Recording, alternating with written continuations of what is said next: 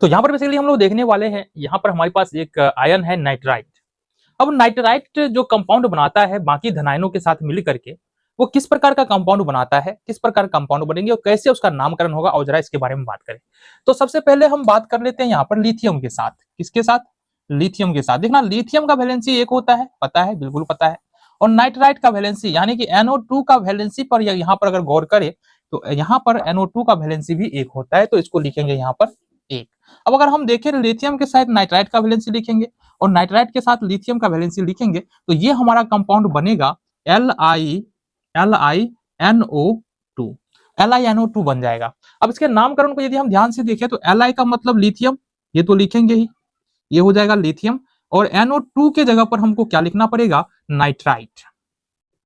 Nitrite यहां पर हमको लिखना पड़ेगा, ठीक है। तो इस प्रकार से ये बन गया लिथियम नाइट्राइट। एक दूसरा उदाहरण देखते हैं यहाँ पर। जैसे ये हमारे पास सोडियम है और ये हमारे पास फिर से नाइट्राइट आ गया।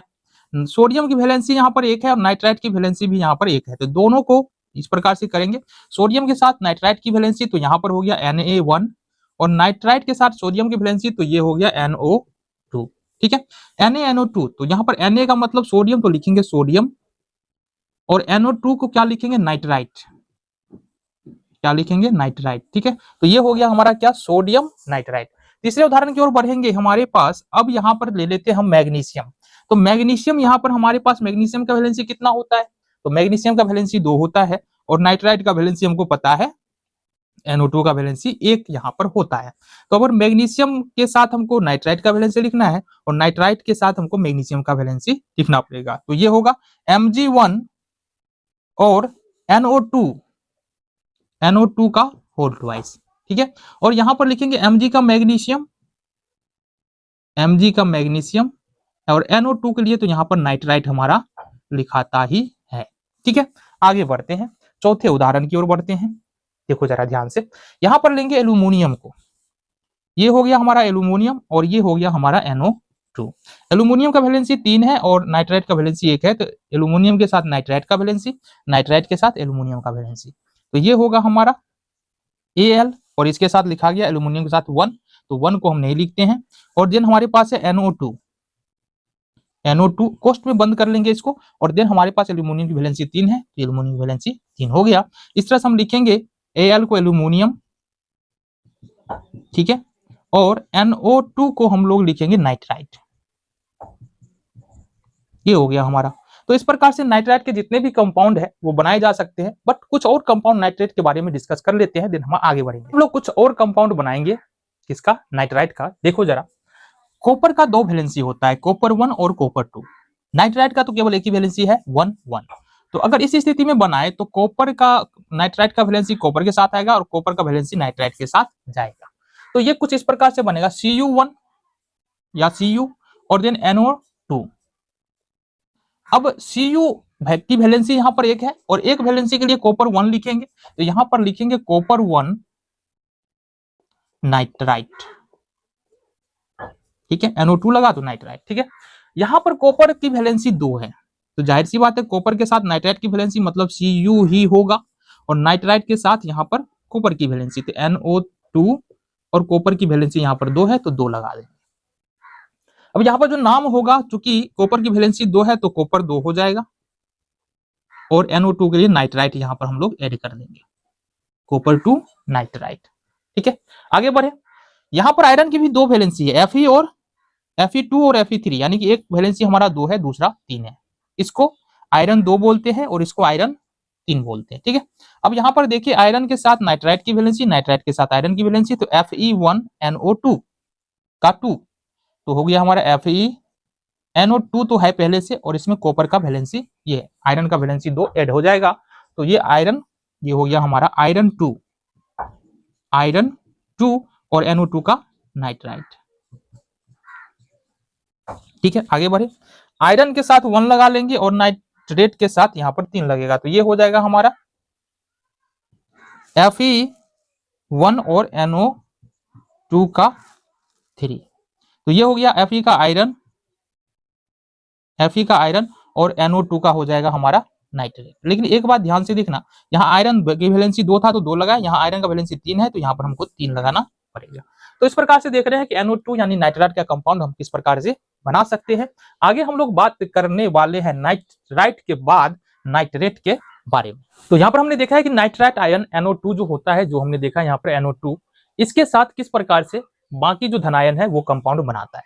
ठीक है, आगे हमको देखना है NO3 आयन, हालांकि लिस्ट में भी नहीं हो सकता है, बट NO3 आयन जिसको हम लोग नाइट्रेट बोलते हैं, ये ऋणायन है और ये बाकी धनायन के साथ मिलकर के किस प्रकार से कंपाउंड बनाता है, और जरा इसके बारे में बात करें। तो सबसे पहला जो कंपाउंड हम बनाएंगे, ये देखो सबसे पहला कंपाउंड हमारा, सपोज H लेते हैं, तो H की वैलेंसी यहां पर कितना है, 1 है, और NO3 लेते हैं। ठीक है, यहाँ NO3 की वैलेंसी कितना है, 1 है, एक माइनस सिर्फ लगाए तो 1 हो गया। अगर यहाँ पर हाइड्रोजन के साथ नाइट्रेट की वैलेंसी लिखे और नाइट्रेट के साथ हाइड्रोजन की वैलेंसी लिखे H1NO3 तो ये बनेगा हमारा H1NO3 और इसका 1, मतलब कहने का ये है HNO3।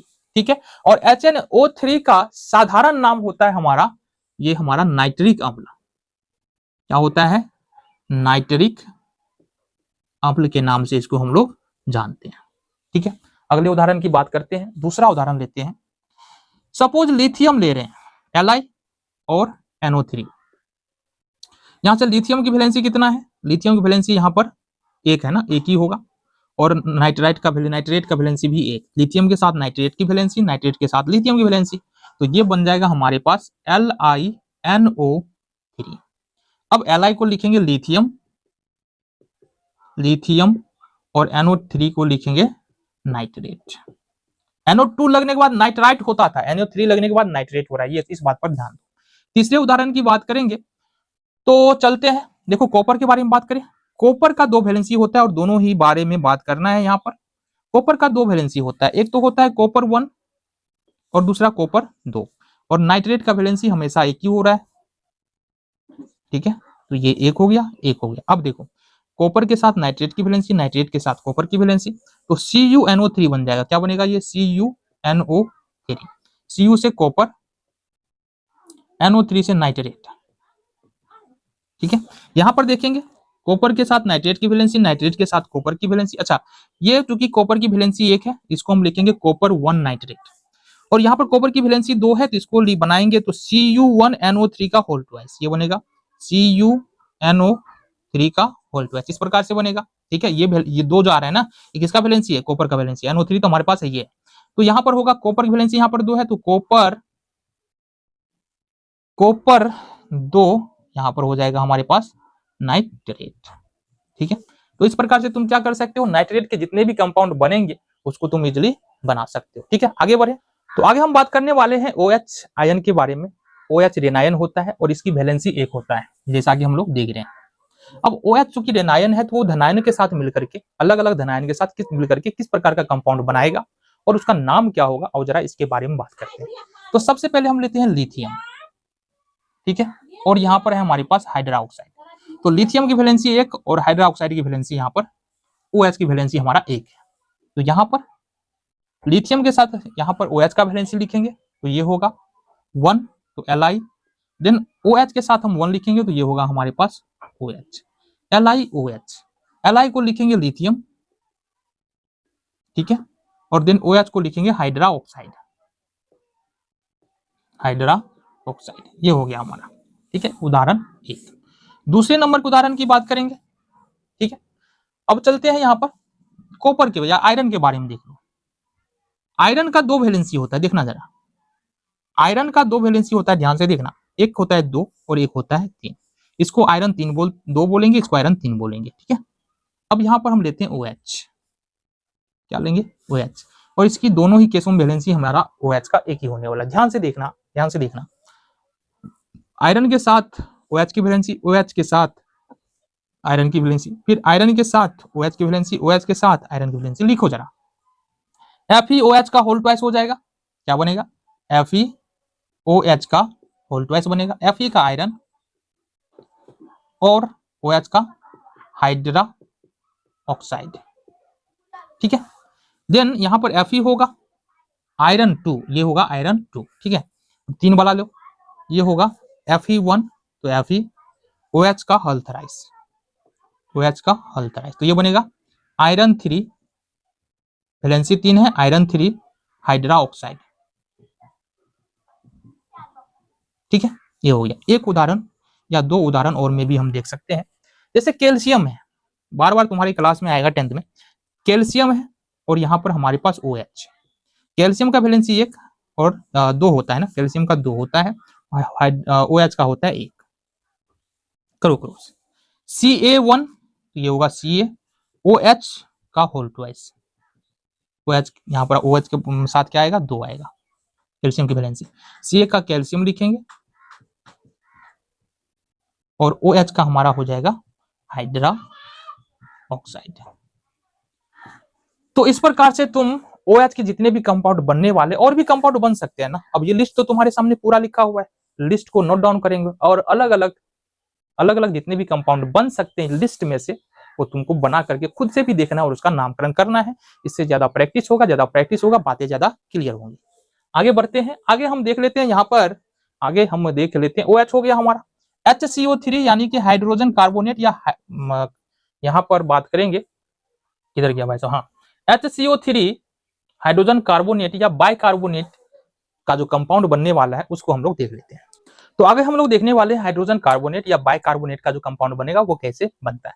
हाइड्रोजन कार्बोनेट का मतलब क्या है, देखो ये आयन देखेंगे ना HCO3 और यहाँ पर ऋण आयन है, आवेश यहाँ पर 1 है, मतलब इसकी संयोजकता कितना होने वाला है, हमारा संयोजकता 1 होने वाला है।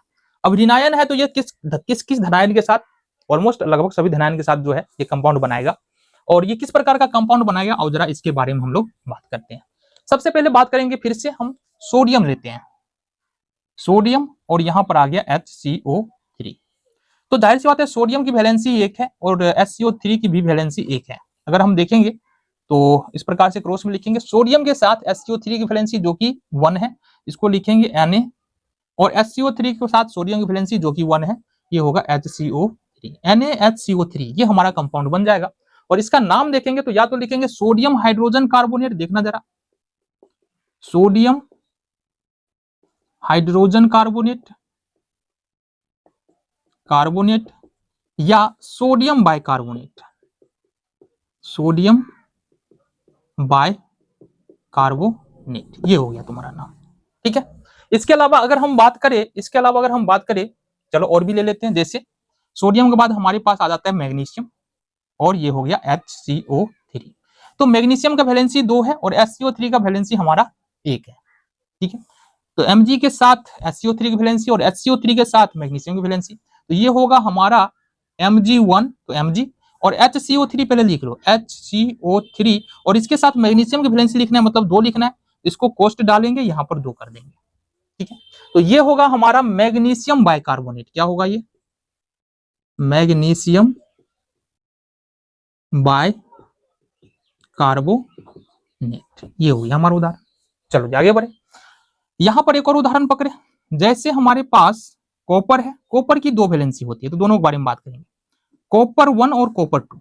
यहाँ वैलेंसी 1, वैलेंसी यहाँ पर 2, और यहाँ पर आएगा HCO3 वैलेंसी 1, HCO3 वैलेंसी 1। देखना जरा, कॉपर के साथ HCO3 की वैलेंसी और HCO3 के साथ कॉपर की वैलेंसी, कॉपर के साथ HCO3 की वैलेंसी और HCO3 के साथ कॉपर की वैलेंसी। यहाँ पर देखेंगे यौगिक क्या बनेगा, Cu1 मतलब Cu, और HCO3 मतलब HCO3।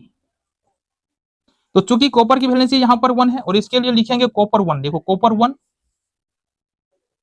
1 बाइकार्बोनेट। ठीक है, इसी तरह से Cu1 हो जाएगा, HCO3, पहले तो HCO3, और चूंकि यहाँ पर कॉपर की वैलेंसी 2 है तो यहाँ पर लगाना पड़ेगा हमको 2, तो ये कॉपर का कॉपर, और चूंकि वैलेंसी 2 है तो कॉपर 2, और ये होगा बाइकार्बोनेट, कार्बोनेट। तो इस प्रकार से क्या कर सकते हैं कि हम लोग बाइकार्बोनेट यानी HCO3 का कंपाउंड बना सकते हैं, समझ सकते हैं इस प्रकार से नामकरण होता है, किस प्रकार से कंपाउंड बन रहा है, किस आधार पर इसका नामकरण हो रहा है। तो हमारे पास यहाँ पर है सल्फाइट आयन। अब सल्फाइट आयन की संयोजकता की बात करेंगे तो यहाँ पर सल्फाइट आयन की संयोजकता 2 होता है और ये ऋण आयन है।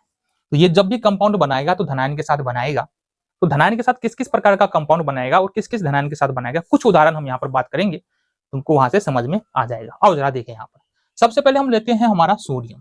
ठीक है, तो हमको पता है उदाहरण, सोडियम का वैलेंसी हमारा 1 होता है और SO3 लिखेंगे और इसका वैलेंसी यहाँ पर हमारा 2 है। तो क्रॉस करेंगे, क्रॉस करने के बाद सोडियम के साथ हम SO3 का वैलेंसी लिखेंगे तो ये हो जाएगा हमारा Na2 हो जाएगा। SO3 के साथ सोडियम की वैलेंसी लिखेंगे तो ये होगा हमारा SO3। ठीक है, ये हो गया SO3। मतलब जो कंपाउंड बन के आ रहा है हमारा Na2SO3। अब यहाँ पर नाम लिखेंगे, Na का मतलब सोडियम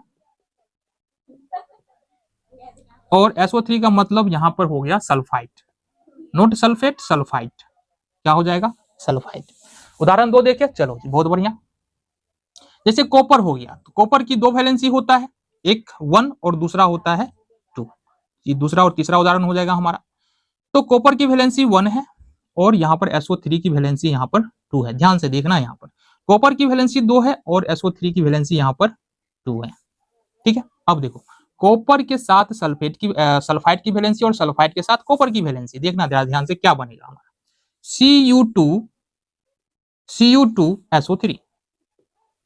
नाम लिखेंगे, क्योंकि कॉपर की वैलेंसी 1 है तो इसको बोलेंगे कॉपर 1 सल्फाइड। ठीक है, यहां पर कॉपर की वैलेंसी 2 है, सल्फाइड की वैलेंसी 2 है, तो ये हो गया हमारा खत्म। सिंपलेस्ट रेशियो रखना है हमको। ठीक है, मतलब ये होगा 1 और 1। तो इस स्थिति में यहाँ पर Cu1SO3, तो CuSO3 बनेगा। क्योंकि कॉपर की वैलेंसी यहाँ पर 2 है तो यहाँ पर लिखेंगे कॉपर 2 सल्फाइड। ठीक है, अगले उदाहरण की बात करें, एल्यूमिनियम के साथ बना के देखते हैं। एल्यूमिनियम और हमारा हो गया SO3। एल्यूमिनियम का वैलेंसी 3 होता है और सल्फेट का वैलेंसी यहाँ पर 2 है। तो एल्यूमिनियम के साथ सल्फेट का वैलेंसी, सल्फेट के साथ एल्यूमिनियम का वैलेंसी, तो ये होगा हमारा Al2SO3 का होल थराइस। तो Al को लिखेंगे एल्यूमिनियम और SO3 के लिए हम लिखेंगे सल्फाइड। क्या लिखेंगे सल्फाइड। चलो बहुत बढ़िया, ये समझ में आ गया। तो 2 और देखने वाले, देखो नाइट्राइड हालांकि यूज आता है बट एक एक उदाहरण यहां से हम बात कर लेंगे। बट यहाँ पर 2 जो है ना SO4 और CO3, ये कंपाउंड बहुत ज्यादा यूज आता है तुम्हारा 10th में, इसलिए इस दोनों को तो देखना बहुत ज्यादा जरूरी। तो आगे जो हम कंपाउंड देखने वाले हैं वो सल्फेट का कंपाउंड होने वाला है, यानी सल्फेट आयन SO4 आयन जो होता है इसका कंपाउंड किस प्रकार से बनता है। यहाँ सल्फेट आयन की जो वैलेंसी होता है वो माइनस का 2 होता है, माइनस तो नहीं बोलेंगे, आयन यहाँ पर 2 ऋण आयन है और वैलेंसी यहाँ पर 2 हो जाएगा। ठीक है, तो इसका कंपाउंड देखते हैं किस प्रकार से बनेगा। सबसे पहले शुरुआत करते हैं सोडियम के साथ। तो सोडियम का वैलेंसी हमारा होता है 2 और सल्फेट का वैलेंसी यहाँ पर है हमारे पास 2। तो हमने कहा SO4 कहाँ 2, ये होगा ना। हमने कहा बाबू ये वैलेंसी को हमको सिंपलेस्ट फॉर्म में रखना है, तो ये 1:1 में हमारा हो जाएगा Na। अच्छा ये गड़बड़ हो गया थोड़ा सा, सोडियम का होता है 1 और SO4 का होता है 2। तो ये हमारा सोडियम के साथ सल्फेट की वैलेंसी, सल्फेट के साथ सोडियम की वैलेंसी, तो ये लिखेंगे Na लिखाएगा और देन ये आएगा 2 और SO4 1 मतलब SO4। नाम अगर लिखते हैं तो Na का मतलब सोडियम और SO4 का मतलब सल्फेट। तो ये हो गया हमारा सोडियम सल्फेट। और भी उदाहरण है हमारे पास, देखो जरा, जैसे यहाँ पर आयरन की 2 वैलेंसी होता है, दोनों के बारे में बात कर लेते हैं। Fe, ठीक है, एक तो 2 होता है, दूसरा 3 होता है। ठीक है, आगे देखो तो, और सल्फेट का कितना होता है, अभी बताया 2 और SO4 का 2। अब देखो ये तो रेशियो हमारा 1:1 आ जाएगा सिंपलेस्ट फॉर्म में। तो F, ये सिंपल सा कंपाउंड बन जाएगा Fe1SO4 1। ठीक है, तो ये होगा हमारा FeSO4। ठीक है, अब चूंकि यहाँ पर आयरन की वैलेंसी 2 है तो यहाँ लिखेंगे आयरन 2 सल्फेट, SO4 लगाए मतलब सल्फेट। यहाँ पर आयरन के साथ सल्फेट की और सल्फेट के साथ आयरन की वैलेंसी लिखनी है। देन हमारे पास जो कंपाउंड बनेगा Fe2 और SO4 का होल थराइस। क्योंकि आयरन की वैलेंसी यहाँ पर 3 है तो लिखेंगे आयरन 3 सल्फेट। देखो आसान है ना, बिल्कुल आसान है। इस प्रकार से बिल्कुल आसानी के साथ तुम क्या कर सकते हो, सल्फेट के जितने भी कंपाउंड है उसको बना सकते हो। आगे हम देख लेते हैं सल्फेट के बाद हमारे पास है कार्बोनेट। तो यहाँ पर हम लोग देखेंगे आगे कार्बोनेट के कंपाउंड को, और कार्बोनेट आयन को देखेंगे ना, यहाँ पर तो CO3 होता है और 2 ऋण आयन है, मतलब इसकी संयोजकता हमारा 2 होने वाला है। अब ये किसकी धनायन के साथ कंपाउंड बनाएगा, और जरा एक नजर यहाँ पर देखते हैं। सबसे पहले हम पकड़ते हैं सोडियम को, तो सोडियम पकड़ेंगे Na, ठीक है, और देन हमारे पास यह है CO3। सोडियम की वैलेंसी 1 है, CO3 की वैलेंसी यहाँ पर 2 है। तो अगर हम देखें क्रॉस यहाँ पर पकड़े सोडियम के साथ यहाँ पर कार्बोनेट की वैलेंसी लिखना है, तो ये होगा हमारा Na2 और देन ये होगा CO3, है ना, CO3 1 मतलब CO3। तो नामकरण करेंगे तो Na का सोडियम, ठीक है, और CO3 का हमारा हो जाएगा कार्बोनेट। आ जाओ दूसरा उदाहरण देखिए, जैसे Al हो गया एल्यूमिनियम और CO3 हो गया। तो एल्यूमिनियम का होता है वैलेंसी 3 और कार्बोनेट का यहाँ पर दिया हुआ है 2 है। अब अगर इसको देखें एल्यूमिनियम के साथ कार्बोनेट की वैलेंसी, मतलब इसको लिखेंगे तो Al2, देन कार्बोनेट के साथ एल्यूमिनियम की वैलेंसी ये होगा 3। अब इसका नाम देखो, Al से एल्यूमिनियम, एल्यूमिनियम और CO3 से हो गया हमारा कार्बोनेट। ठीक है, आगे तीसरे उदाहरण की ओर बढ़ते हैं। तीसरे उदाहरण की ओर बढ़ेंगे तो हमारा जैसे मैग्नीशियम है और ये CO3 है, मैग्नीशियम की वैलेंसी 2 और कार्बोनेट की वैलेंसी 2, 2 से 2 सिंपलेस्ट फॉर्म में 1:1 आएगा, तो MgCO3 सिंपल बन जाएगा, Mg1CO3 मतलब MgCO3, ये सिंपल सा कंपाउंड बनेगा। Mg से मैग्नीशियम और CO3 से कार्बोनेट। ठीक है, चलो आगे बढ़े। चौथे नंबर में हम बात कर लेते हैं यहाँ पर आयरन, FeCO3। हालांकि आयरन की 2 वैलेंसी होता है, सपोज हम 3 वैलेंसी वाला आयरन ले रहे हैं तो यहाँ पर हो जाएगा 2, तो ये क्या बन जाएगा हमारा, या 2, हाँ 3 वाला ले लो, कोई दिक्कत नहीं है। तो Fe2 और CO3 का होल थ्राइस। अभी चूंकि 3 वैलेंसी आयरन का, तो आयरन 3 यहाँ पर क्या लिखेंगे, आयरन 3 कार्बोनेट। तो कुछ इस प्रकार से तुम कार्बोनेट के जितने भी कंपाउंड है उसको फॉर्म कर सकते हो, बना सकते हो, उसका नेमिंग कर सकते हो। आगे देखो 3 बचा हुआ है हमारा, नाइट्राइट, फॉस्फाइट और फॉस्फेट। इसका कैसे बनाएंगे, आओ जरा एक एक उदाहरण इसके बारे में भी बात कर। क्योंकि ये जो है ना कंपाउंड, क्योंकि 10th में थोड़ा सा कम आता है नाइट्राइट, फॉस्फाइट और फॉस्फेट, बट यहाँ पर हमको समझना है, और इतने कंपाउंड को अगर तुम समझ पाए हो तो खुद से भी इसका बना सकते हो, बट हम एक एक 2-2 उदाहरण यहाँ पर हम बात कर लेते हैं। तो नाइट्राइट की वैलेंसी यहाँ पर 3 है और ये हमारा रिनायन है। इसका सपोज हम सोडियम के साथ बना ले, तो सोडियम हमारा, सोडियम का वैलेंसी 1 है और नाइट्राइट का वैलेंसी कितना है हमारा, नाइट्राइट का वैलेंसी हमारा n है ना, नाइट्राइट का वैलेंसी 3 है। तो अगर हम बनाएंगे तो क्या बनेगा, ये बनेगा हमारा Na3 और N। अब Na3 को हम लोग क्या, Na को सोडियम बोलेंगे और N को हम लोग बोलेंगे नाइट्राइड। क्या बोलेंगे, नाइट्राइड। एक और उदाहरण बात कर लेते हैं, कोई दिक्कत नहीं है, चलेगा जी। जैसे हम बात कर ले एल्यूमिनियम के साथ, तो एल्यूमिनियम और N नाइट्राइड। एल्यूमिनियम की वैलेंसी क्या होता है, 3 होता है और नाइट्राइड का भी 3 होता है, तो ये सिंपलेस्ट रेशियो में 1:1 आ जाएगा हमारा। तो अब इसको लिखेंगे AlN, ठीक है, Al का एल्यूमिनियम हो जाएगा, एल्यूमिनियम हो जाएगा, N का नाइट्राइड हो जाएगा, ठीक है, नाइट्राइड हो जाएगा। आगे बढ़े, आगे देखिए P3 से हमारा कौन कौन सा कंपाउंड बनेगा, ये सबसे पहले इसको बोलते हैं फॉस्फाइड, ठीक है, 3 ऋणायन है, 3 इकाई ऋणावेश होता है इस आयन, और यहाँ पर इसकी वैलेंसी 3 है तो 3 होगा, ठीक है। तो अब अगर हम इसका कंपाउंड बनाओ सपोज पोटेशियम के साथ, पोटेशियम और ये P ले लेते हैं, तो पोटेशियम यहाँ पर देखेंगे तो पोटेशियम का वैलेंसी 1 और इसका वैलेंसी 3, तो ये अगर बनाते हैं तो क्या बनेगा, K3P। क्या बनेगा, K3P। K मतलब पोटासियम और P मतलब फॉस्फाइड, P मतलब फॉस्फाइड। इसी तरह से अगर बात करें एक और उदाहरण के, तो Ca के साथ बना लेते हैं, CaP। Ca का 2 और इसका 3, तो इसका अगर बनाते हैं कंपाउंड क्या बनेगा, ये बनेगा हमारा Ca3 और P2। तो ये नाम देखेंगे, Ca से कैल्शियम और P से फॉस्फाइड। ठीक है, आगे बढ़ जाए, चलो जी। हमारे पास है फॉस्फेट यानी PO4 और इसका वैलेंसी हमारा 3 होता है, आयन जो है इस पर 3 इकाई ऋणावेश है, ठीक है। तो फॉस्फेट का देखते हैं यहाँ पर, सपोज हम इसका बना लेते हैं तुम्हारा लिथियम के साथ, Li हो जाएगा और ये हो गया हमारे पास PO4, LiPO4, Li की वैलेंसी 1, PO4 का हो जाएगा 3, क्रॉस करो Li3, ये क्या होगा Li3PO4। नाम देखेंगे तो क्या होगा, लिथियम, लिथियम, Li से लिथियम और PO4 से फॉस्फेट, फॉस्फेट। आगे बढ़े, एक और उदाहरण देखिए इसमें, चलो जी। एक दूसरा ले लेते हैं हम यहाँ पर आयरन। आयरन का ऐसे 2 वैलेंसी होता है बट हम 2 वाला ले रहे हैं, आयरन 2 हो गया ठीक है, और PO4 ये हो जाएगा हमारा 3। Fe3PO4 का होल ट्वाइस ये बनेगा, क्या बनेगा, Fe3PO4 का होल ट्वाइस। अब ये वाला हमारा यहाँ से कंपाउंड बन गया। इसका नाम देखेंगे तो चूंकि आयरन की वैलेंसी 2 है तो लिखेंगे आयरन 2 और PO4 लिखा है तो यहाँ पर होगा फॉस्फेट। PO4 लगा है मतलब फॉस्फेट। तो इस प्रकार से तुमको करने की क्या जरूरत है यहाँ के बाद, है ना, एक बार पूरा लेक्चर तुमने देख लिया, यहाँ तक आए हो तो जरूर तुमने देखा है, और देखने के बाद फिर से 2-3 बार तुमको रिवीजन करना है। रिवीजन करने के बाद तुम्हारे माइंड में जो कंफ्यूजन होगा ना वो धीरे धीरे कम होता जाएगा। और अब अगर तुम 10th में जाते हो केमिकल रिएक्शन एंड इक्वेशन पर तो धूम मचा दोगे। चलो मिलते हैं अगले वीडियो में lecture 1 chemical reaction and equation के साथ।